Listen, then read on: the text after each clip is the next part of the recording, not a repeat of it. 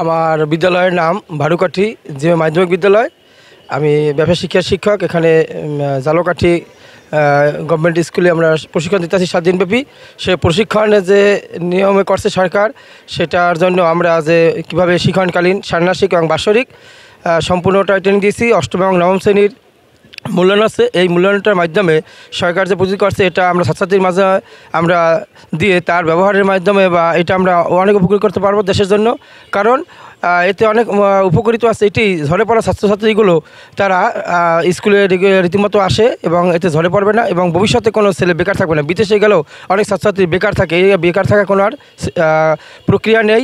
তাই সরকার যে প্রক্রিয়া চালু করছে, এই প্রক্রিয়াকে আমাদের সকলের উচিত, টোটাল বাংলাদেশের উচিত। তাহলে বাংলাদেশ একদিন আস্তে আস্তে করে বিশ্বের কাছে আমরা মাথা উঁচু করে দাঁড়াতে পারবো। এবং আমরা আশা করি বাংলাদেশে এই শিক্ষাকে যদি কেউ এর বিপক্ষে মানে করে পক্ষে যা, আমাদের শিক্ষক সমাজ সকলের পক্ষে কথা বলা উচিত। এবং আমরা আশা করি আমরা এইভাবে কার্যক্রম চালিয়ে আমরা সাকসেস হতে পারবো এবং সরকারের যে প্রক্রিয়া নিয়েছে সে প্রক্রিয়াটি অবশ্যই বাস্তবায়ন হবে বলে আমি আশা করছি। সবাইকে ধন্যবাদ।